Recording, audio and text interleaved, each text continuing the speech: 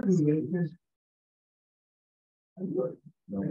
team has put because it's a trading, but we can also do it.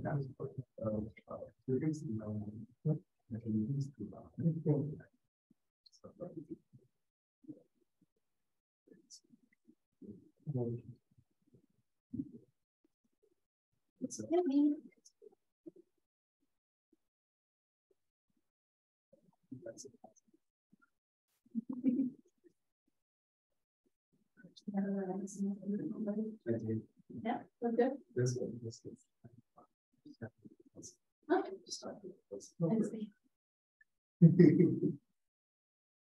Next to this one.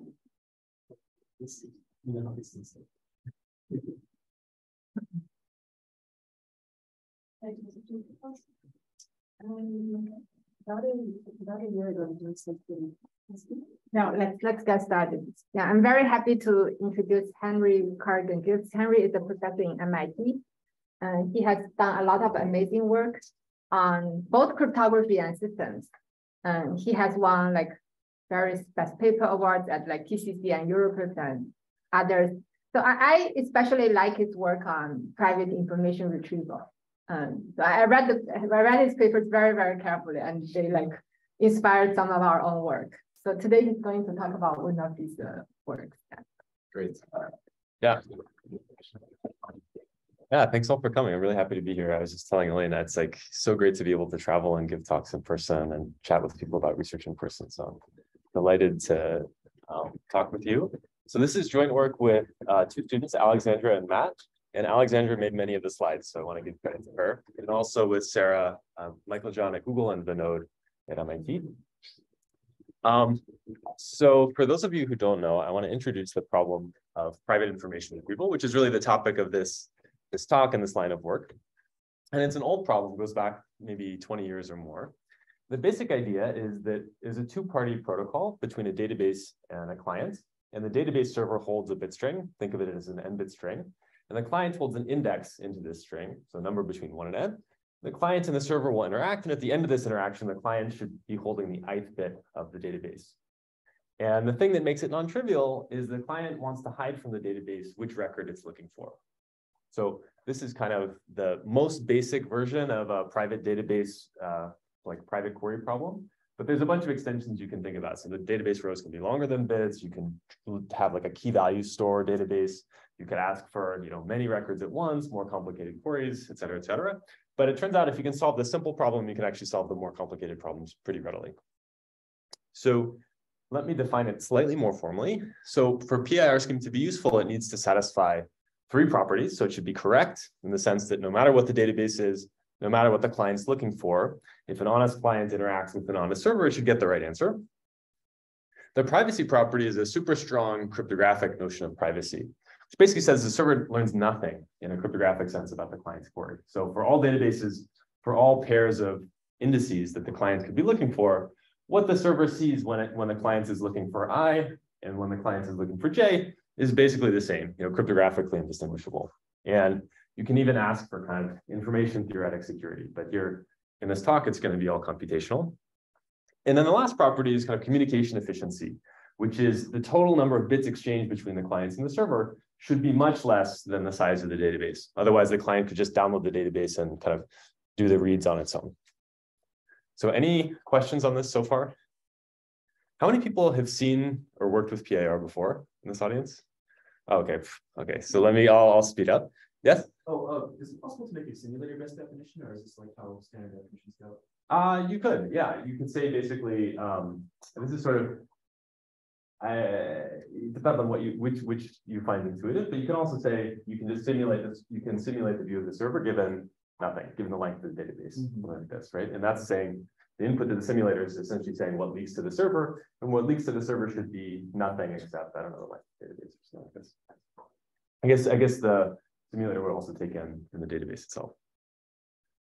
Good question. Any other questions? Okay, so for those of you who work on PIR, you understand why it's interesting. For me, the reason why I've been super excited about this problem is I view practical private information retrieval as on the way to just a ton of interesting privacy preserving systems. So if you could have practical PIR, you could have like a private Google search or private DNS lookups or download a movie or an article privately without the server knowing what you're looking for. There's tons and tons of exciting applications, and PIR is in some sense the bottleneck. So let me refresh your memory about where we are state of the art with private information retrieval. So first thing to know is it requires basically no communication if you're willing to make the right cryptographic assumptions. So, with no privacy, it takes log_n bits just to specify what you're looking for in the database.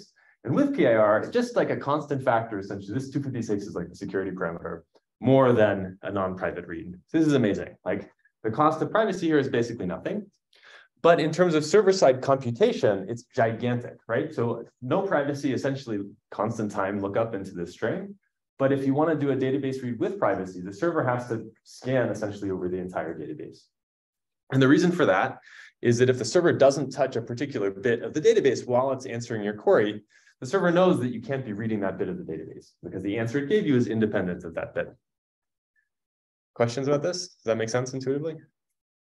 Okay, so the picture that looked like this was so exciting. Now for me, kind of looks like this. There's this barrier that's preventing us from getting to all these cool applications. And it's a very, very strong lower bound. The lower bound has very few restrictions on it. It's basically, in some sense unconditional with a big asterisk that I can maybe mention at the end. So essentially there's two ways to get around this lower bound. And I've been kind of interested in both of them. And I think they're both promising. So the first one is you can actually encode the database in some way. So take your n-bit string, encode it in such a way that maybe it blows up the database a little bit. But after you've encoded the database, the server can answer your query in sublinear time. And why is that? Each bit of this encoding will depend on every bit of the original database. So that's kind of one trick that you can use. The downside in practice is that these schemes end up being concretely efficient, even for very, very large databases. Sorry, even for small databases, but especially inefficient for large databases.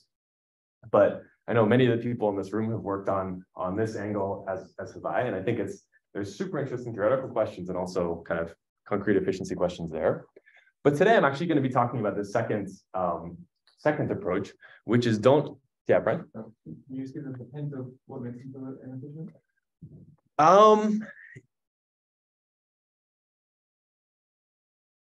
Yeah, so there's I guess a couple ways to say it. One way is this is essentially, well, it depends on which setting you're in, but it's essentially equivalent to constructing a locally decodable code. And we don't know good constructions of locally decodable codes. That's one way to say it. There are single server schemes that work in this model. They come in a few flavors. One flavor requires indistinguishability obfuscation, or sorry, even stronger virtual black box obfuscation, and it's obfuscating a very crazy program. There's more recent work that's just coming out that doesn't require obfuscation, but requires kind of very crazy data structures that have constants that are kind of gigantic. So yeah, it's not impossible that this could be better, but it just seems hard. Yeah. So in some sense, this is the sort of the cheater's way out of the problem, which is just don't try to get rid of the linear scan, but just make it go as fast as you possibly can. And my thought here is, linear scan seems bad in theory, but if you can make it go fast enough, maybe that'll work in practice. The downside here is that the fastest schemes that we've had so far require 2 or more non-colluding servers. So the client talks to multiple database replicas, and if the attacker controls all of them, then security is lost.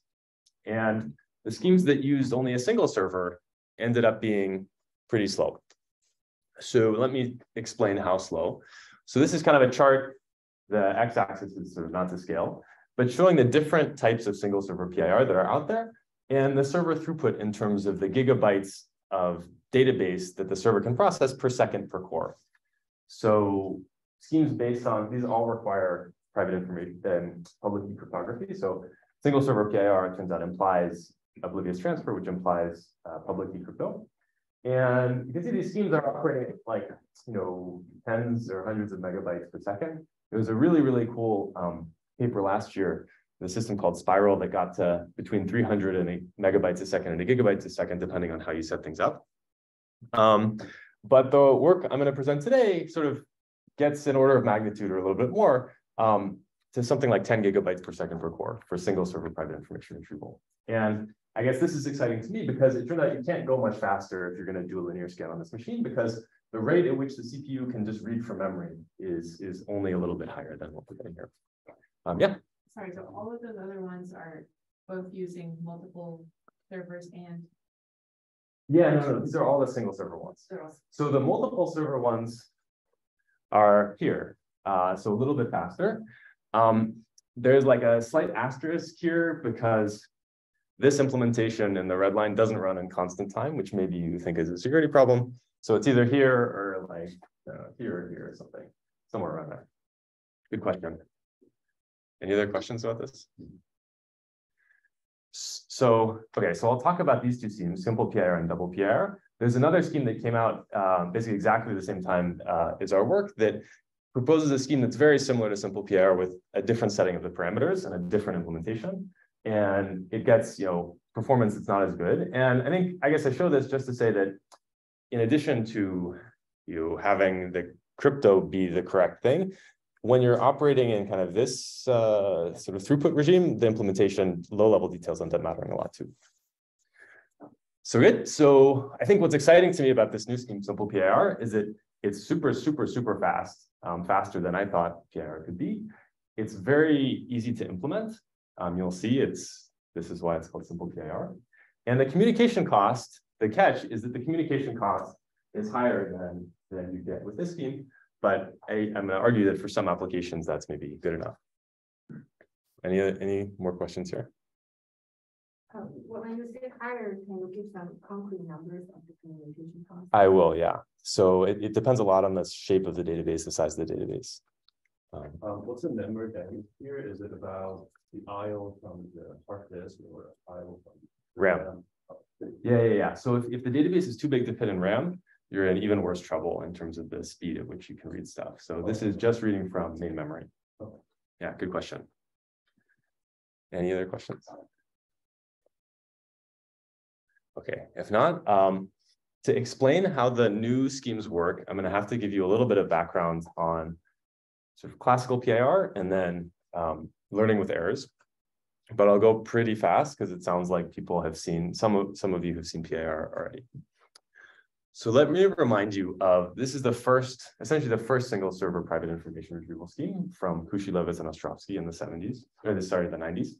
And this way the scheme works is it has the server represent the n-bit database as a matrix of dimension square root of n by square root of n. And say the client's bit, the bit of the database that the client wants is in the cth column of the database. What the client's going to do is it's going to prepare a vector of dimension square root of n, and it's going to put zeros everywhere except for a 1 in the cth index of this vector. And then it'll encrypt each component of this vector with a linearly homomorphic encryption scheme. So this is an encryption scheme that lets you add ciphertext and multiply them by constants under encryption. The client will just send that vector up to the server, and the server will compute the matrix vector product of this database, which is a plain text values, and this encrypted vector. And the server will return this answer to the client. And this vector is now the same dimension, square root of n. And then the client can just decrypt to recover exactly the cth column of the database. So we call this square root PIR because it requires the client to upload a square root of n size ciphertext vector and download a square root of n size ciphertext vector. And the correctness and security follow almost immediately from the security and encryption scheme, right? That all the server sees is a bunch of ciphertext. And the bummer is that the server's computation is computing a matrix vector product under encryption. So it's sort of n ciphertext operations. Questions on this? Have people seen this before? Some? Yes. Okay, good. Okay, how about learning with errors? How many people are familiar with this? Okay, we're getting like half, 50-50. Okay, so I'll go a little bit slower here. So the cryptographic assumption we're going to use in this talk is learning with errors. And I think the simplest way to think about it is, if I give you m linear equations in n unknowns, where n is much bigger, n is much less than m. So you can think of these as being the unknowns, and these are the linear equations. Can you efficiently solve the system? And the answer is yes, just using kind of Gaussian elimination. And learning with errors is asking you to do almost exactly the same thing, except I'm going to take this linear system and I'm going to perturb the equations that I give you by a very small error. So think of the error as being uniform over, -5 to 5 or something. So I'm going to give you some linear equations, way more than you need to actually solve the system. But then I'm going to add a little bit of garbage to, say, the low order bits of these equations. And then it turns out that this seems to be very difficult to solve now. And this problem is hard even, say, when the number of variables is like 1,000 in the modulus. So all the arithmetic is happening mod 2 to the 32. Still seems hard. And furthermore, not only is it hard to recover the secret, but it's hard to distinguish this pair from random. Did that setup make sense? Good. So now once you have this assumption, you can very easily construct an encryption scheme from learning with errors. So this is Regev's encryption scheme. It's just this matrix A, which is kind of representing the linear equations, and AS plus this error, plus an encoding of your message, which is a vector of m ZQ elements. It turns out the message needs to have, the message actually has to be something like bits or bytes. It can't be too big, but it's not actually super important for this talk.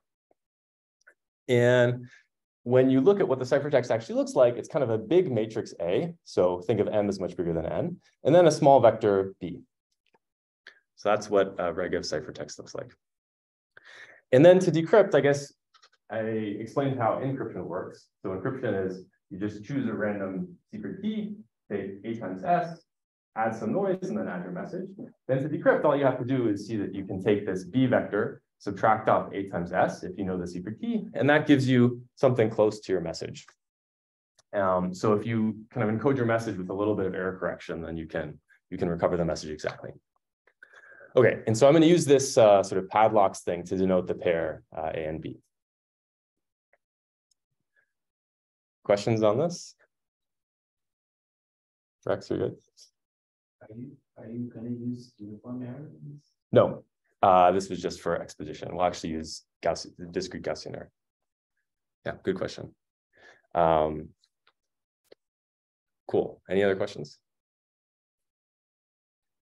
All right, so let me give you the 3 key properties of Regev encryption we'll need for this talk. So the first property is that this matrix A, if you look at what it is, it's actually independent of the encrypted message. This is just random numbers. And so what that means is that you can always use just a fixed matrix A. You don't need to actually specify it in the ciphertext, as long as everybody knows what it is. So that lets you, right, because that's the biggest part of the ciphertext, that actually lets you compress things a lot. The second thing is that it's linearly homomorphic, in the sense that if you have a pair A comma B that encrypts a message mu, you can take kind of any matrix, D, and compute ciphertext D times A and D times B that encrypts the message D times mu. The only asterisk here is that the entries of D can't be too big, or else the error will blow up. But this effectively works as long as you're careful about the error growth. And then the last property we need is decrypting a single element of the message just requires looking at a single row of the ciphertext, right? So if I want the decryption of this element, I just need to look at this row. And that's just by inspection. Yeah. Here for the first property, you're saying that you can use a fixed matrix, but for one message or just multiple, or you can do multiple messages? You can do only one message with the same secret key. So you can't encrypt the same message with the same secret key. That would be bad. But I'm only talking about one message and one secret key, because if you think about what we needed for the PIR scheme, you just pick a new secret, you encrypt one message, and you never use that secret again, ever. So you can make multiple queries, but you're changing the secret every time. So yeah, it's a way in which PIR is very different. The way PIR uses encryption is very different from the way you use encryption for whatever, TLS or something else. Yeah, great question. Yeah. Error correction codes. Yeah, not complicated ones at all. And codes, I think I said codes, and that's probably too fancy a word for what it is. It's basically what happens is the error is going to corrupt the low order bits of the message. So you can just pad the low order bits of the message with zeros, for example. And then you just truncate the message. That's one way you can do it. I think there's slightly more sophisticated things that people do in practice to get to squeeze a little bit more information out of it. But as far as I know, people have not super carefully thought about how to get sort of the maximum information out of say Regev decryption. Could be wrong, but I haven't. I looked a bit because we're really trying to squeeze the last little bit of information. It seemed like there wasn't any super clever strategy we had to do it. So the noise, but you just said you're using Gaussian, right? Yeah. So it doesn't have to be valid. It doesn't, but you can, yeah, with extremely high probability. Yeah. And you can, yeah, if you really, really, really care about getting the message back exactly, with probability except, 2 to the minus something very large, then you can kind of encrypt multiple times. You can do other stuff. Yep, good question. Any other questions? Yeah. So kind of reading ahead, new might be a column in PIR, and we would like that property 3 because it means we only need to look at part of that big chunk in order to get out. Exactly. Right, because yes. Good observation. Okay, so let me get to it. No, that's good. So the two schemes I'm going to present. So SimplePIR is essentially high throughput with more communication. In DoublePIR, slightly less communication with slightly lower throughput. So more concretely, this is going to Elaine's question. The two results are here. So the first scheme, the SimplePIR scheme, just uses this learning with errors problem. And on an n byte database, the client downloads a one-time hint, which is like a data structure. It's like 4,000 times square root of n bytes. The per query communication is 8 times square root of n bytes. And the server performs 2n 32-bit word operations per query. So I think one thing to point out is there's no hidden constants here. This is exactly up, as long as your database is not too big, this is actually what you get. And as far as the linear scan goes, this is pretty close to the best you could hope to get on a computer, right? Because you have to touch every bit of the database. So, you're maybe, okay, this is for each byte of the database, you're doing a 32-bit word operation. So there's a little bit of loss there. There's a factor of 2 because you add and multiply for each byte. But okay, like we're pretty close. And so I guess this is how the performance is so good. The second result is sort of for a database with 1 byte entries. Again, the hint now is independent of the size of the database. So the hint is 16 megabytes. That depends only on the sort of security parameter. And the communication cost is about the same. And the computation cost is also about the same. So the main difference is that this hint got smaller, whereas here it depended on the size of the database, here it doesn't. Questions on the statements of the results? Are you suitably impressed? Good. No, I'm just so excited about. It's so rare that something goes fast and like where you, yeah. It's not like I was having a lot of fun with this. You yeah. require the n to be more than the square of 4,000. I'll come back to that. Yeah. So if n is smallish, then you can do other things. But here, think of n as like gigabytes, a database of gigabytes. Yeah. And I'll come back to that. Yeah.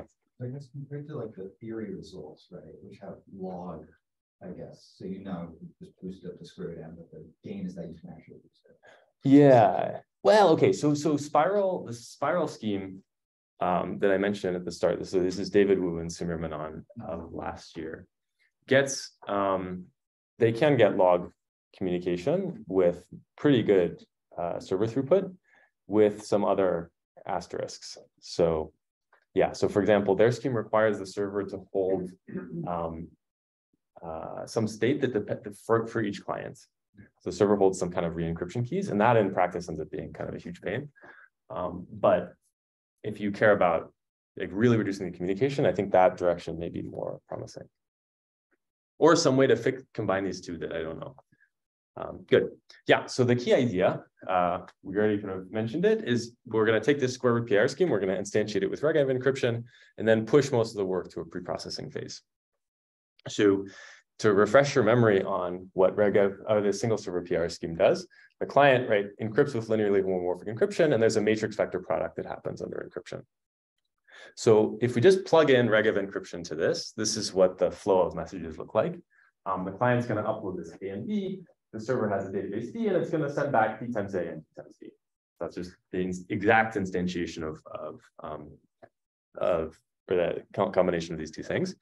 The problem is that the communication for this scheme is essentially 2 times little n, which is the lattice dimension. I'm sorry that they're both called n, but I'm sort of, the lattice people insist on little n, the PIR people insist on big N, so fine. So this is like 2,000 operations per byte of database.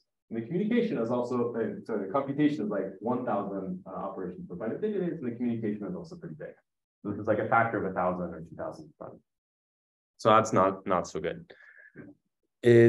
But the observation is, first of all, as I mentioned, this matrix A is independent of the everything of the database of the client's query.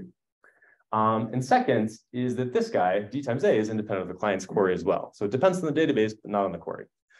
So the idea is that you don't need to send this anywhere. They can just agree on this ahead of time. And the server can pre-compute this ahead of time as well and reuse it across all clients, because all clients can share the same matrix A. So the flow of the messages looks like this in the offline phase. So before the client wants to make any queries while it's computer sitting idle overnight, it can download this D times A thing. This is the hint or the data structure.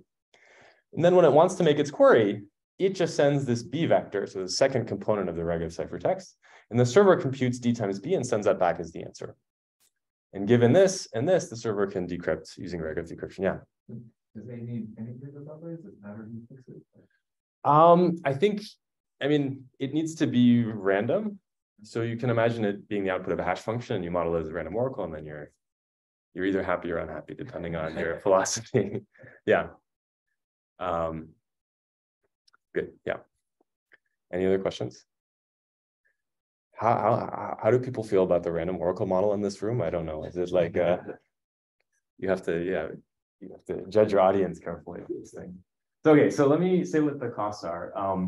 So the one-time computation is this D times A computation. This is like little n times big N. And then the communication offline, this is the hint. So this hint is like, so this is 1,000 ZQ elements, which is like 4,000 bytes times the square root of the database size. And then the online computation, this is kind of the thing that was exciting to us, is just n 32-bit operations per query.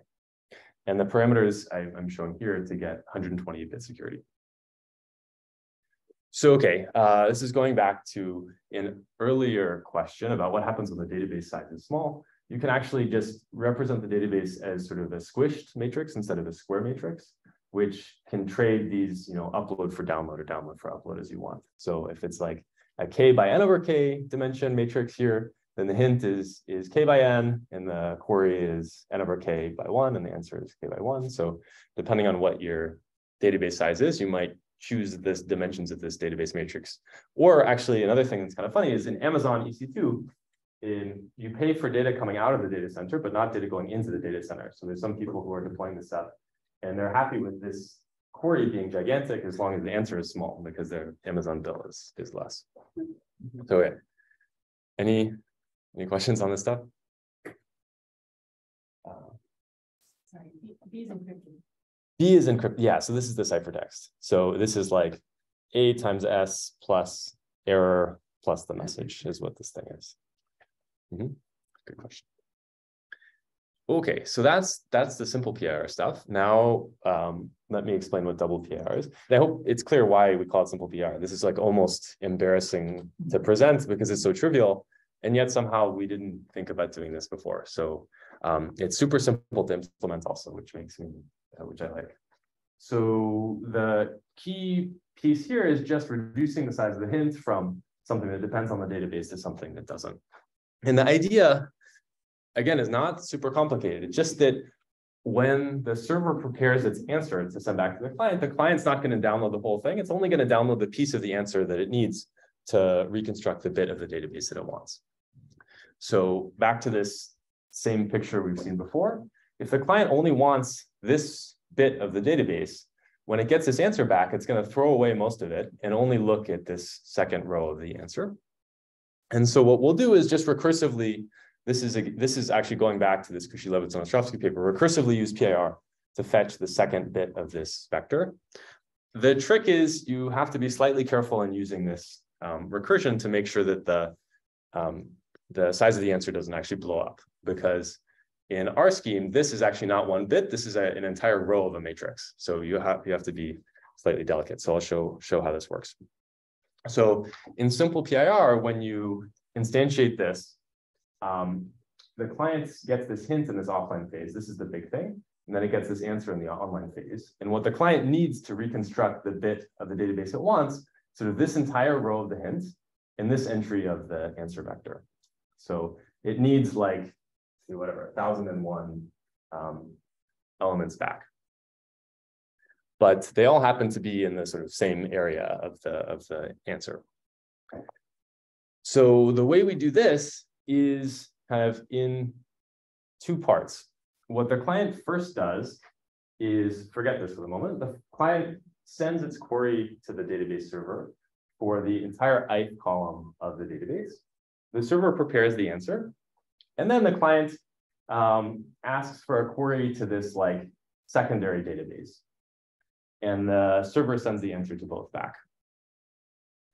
So what the secondary database is, remember the client wants this entire row of the hint. So what we're going to do is sort of turn this thing sideways, this hint sideways, think about it as a database. And now the client wants an entire column of this database. And this original square root PIR scheme lets the client fetch an entire column at once. So now that we've turned the row into a column, it's actually pretty efficient for the client to fetch an entire column of this database. And then we'll kind of stick this guy on, we'll like attach this guy to this at the last moment, and it just needs an entire, like the entire column of the answer is what the client needs to recover. So what that looks like is this. So this is kind of the original hint turned sideways. So now the client wants an entire column of this hint database. And this is the answer turned sideways. So the client now wants this element.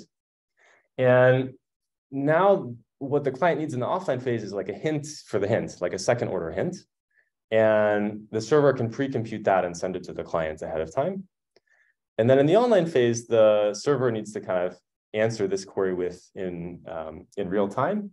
But because this database is so small, it's only square root of the size of the original database, this can happen quickly.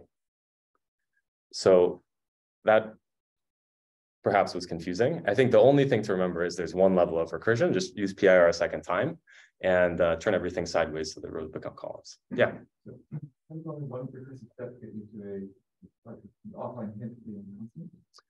Yeah. So what happened is that this database now, so the size of the hint was like the number of rows in the database times the security parameter.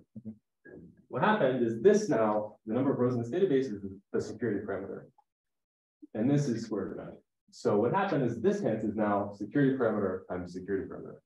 And the reason why it ended up, so you can actually pick a different setting of parameters and get cube root communication and a hint of size cube root times, but it turns out, at least for the sort of database sizes that we're looking at, that's actually not the favorable trade-off. Yeah, great question. Any other questions?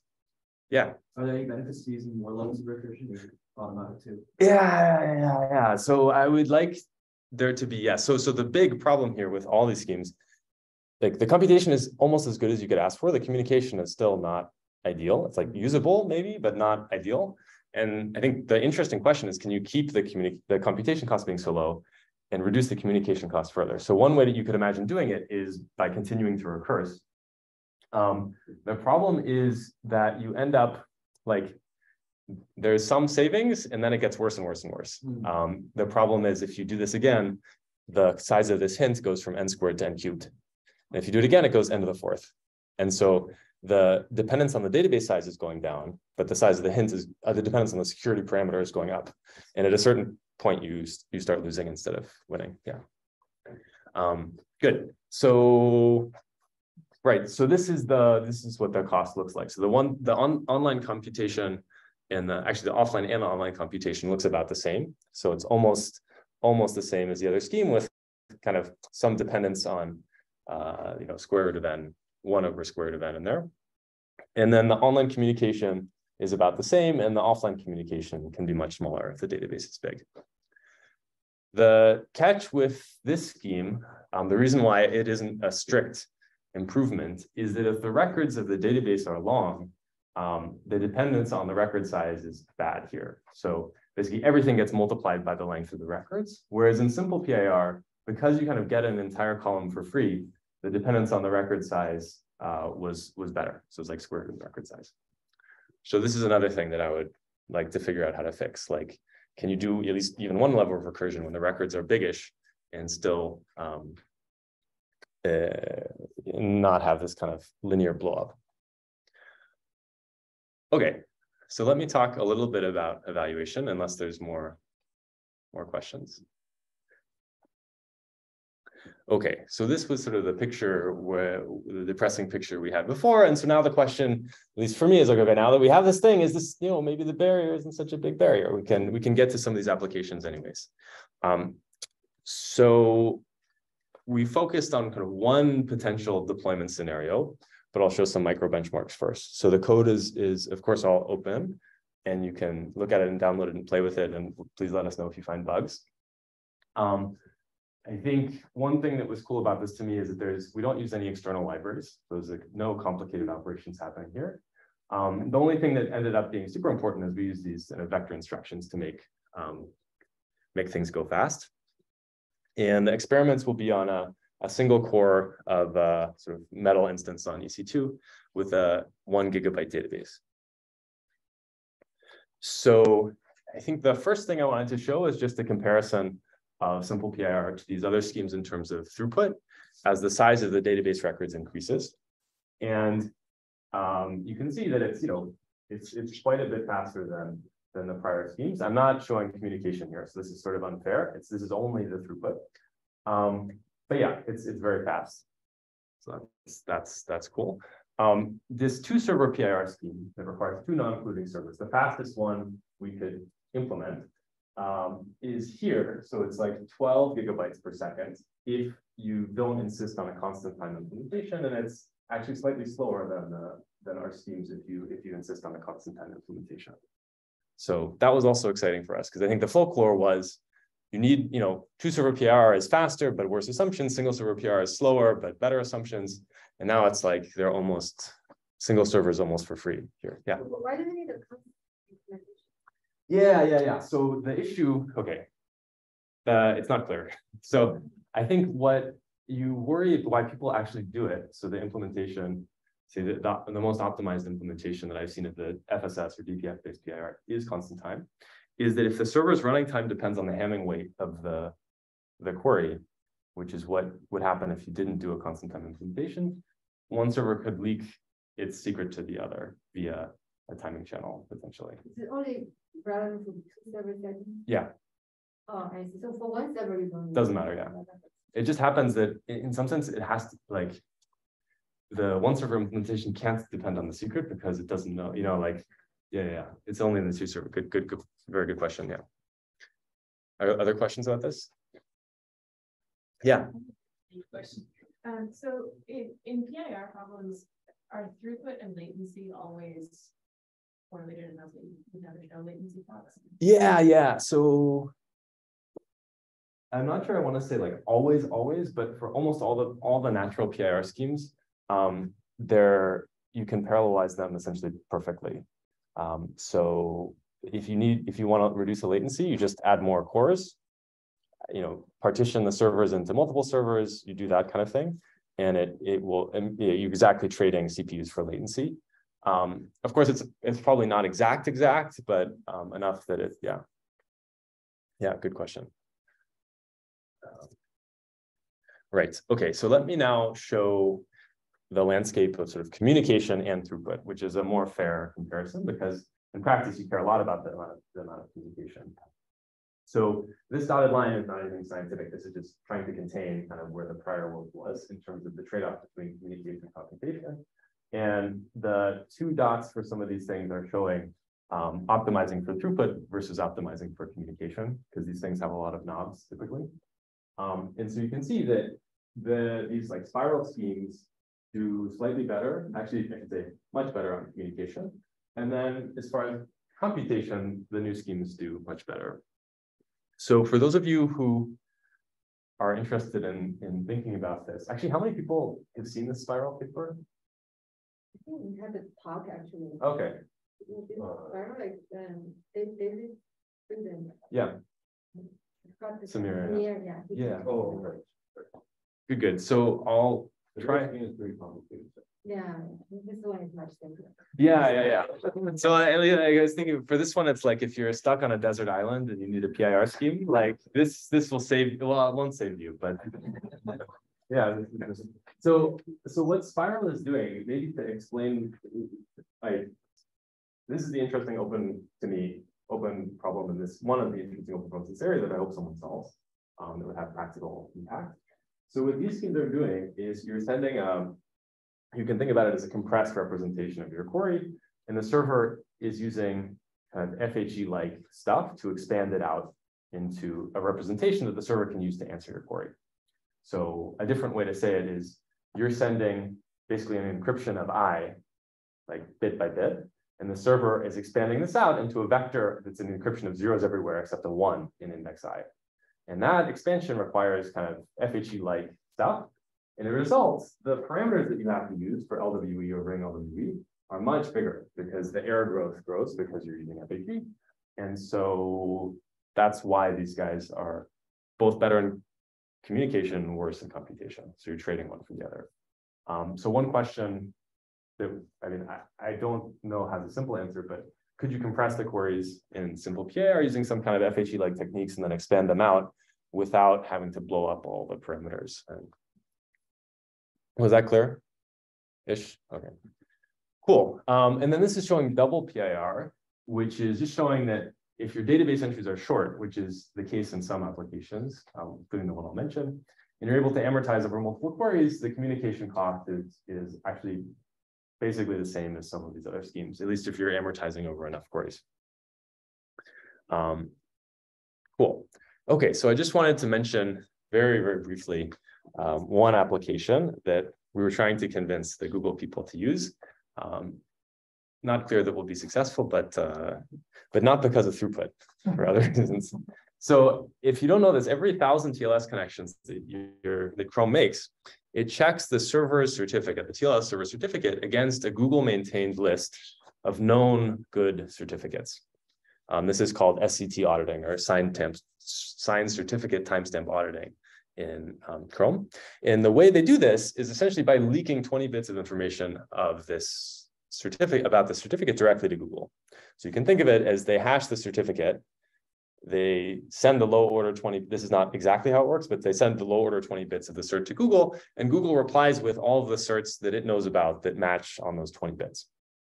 So it's like efficient-ish, works in practice, but it leaks like a lot of information about your browsing history, because this is every 1,000 TLS connections, I think. So each web page you visit, it's like 50 TLS connections. And so pretty quickly, you're leaking a lot of information about your browsing history. So with DoublePIR, we kind of go through the paper, what it would actually take and what the cost would end up being. But you'd have to do this check with DoublePIR, you'd have to download something like 16 megabytes per week. This is the hint. And then the overhead for TLS connection is roughly 1.5 kilobytes, which seems like a lot. But what they're doing now is already 240 kilobytes, which also seems like a lot to me. But I guess they care enough about this certificate transparency check, this auditing, that they're willing to pay something. In this case, the client is PIR server. Is that Google is the PIR client? Or? No. So Google is still the server. So you're basically, Google has a list of good certificates, and the client has a certificate, and it wants to check that its cert appears in Google's list. And so it just does a set membership test, private set membership test.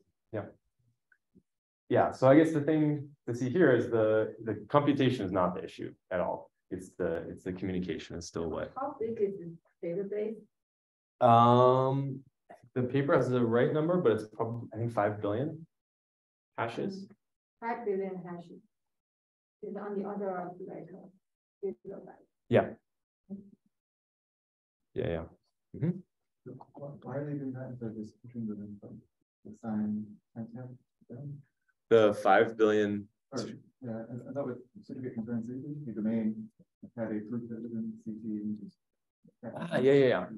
Yeah. So what are they doing actually here? So what happens is when you get a new certificate, the CA goes to the log and says, here's the new certificate. The log gives the CA the signed certificate timestamp. And then when you connect to the TLS server, the server sends you the certificate and the signed certificate timestamp. The question is, did the log actually put the thing in the log? ever. So this certificate the log could have said, oh yeah, I'm putting this log, and never actually put it in the log. Yeah, it's like this big hack just because there's some delay between the time when the certificate is issued and the time when the log gets updated. And so they want the certificate to be valid during that period of time. And so that's how this loophole got opened. But they care enough about this that this is actually running in Chrome. You're leaking 20 bits if you're using Chrome. If you're using Firefox, I don't think so, but yeah. But now for every client so basically for the server, for every client, for every 1,000 PMS connections, you need to do a linear scan over the. Yes, but that's actually, I mean, this is this, right? There's not that much computation actually. Okay. How about in comparison with today's cost without this linear scan? Like what is the percentage of overhead? So I think I tried to get, I mean, even Sarah, who works at Google, tried to understand what the cost is, and it's not super clear because, like, I think communication is very easy for them to understand. Computation is not so easy, but I think when we talked to them, this was not what bothered them at all. It was more the communication was the issue, and even the communication that wasn't clear was the issue. I think it was more that they had already implemented something else, and implementing a new thing is a lot of work. So. Yeah, but my hope is maybe, maybe when Firefox decides to do this, they'll have a better story. Good. So yeah, just to wrap up, I think I already have been talking about this, but I think reducing the communication cost is really the interesting thing, especially when you're fetching Wikipedia articles or something where the row size is larger. And the second is I'm kind of a fanatic about this, but I think it's pretty close. This stuff is being pretty close to usable in practice. And so I'm just super excited about trying to get people to think about it, at least have it in their mind as something you can do. If you haven't seen it, David and Samir put this really cool demo together. It's spiralwiki.com that lets you actually fetch a Wikipedia article using their PIR scheme. And it sort of works. Like, don't do it on your cell phone. Yeah, don't do it long. Make sure, yeah. But yeah, so let me end there. The paper's on ePrint and the code is on GitHub.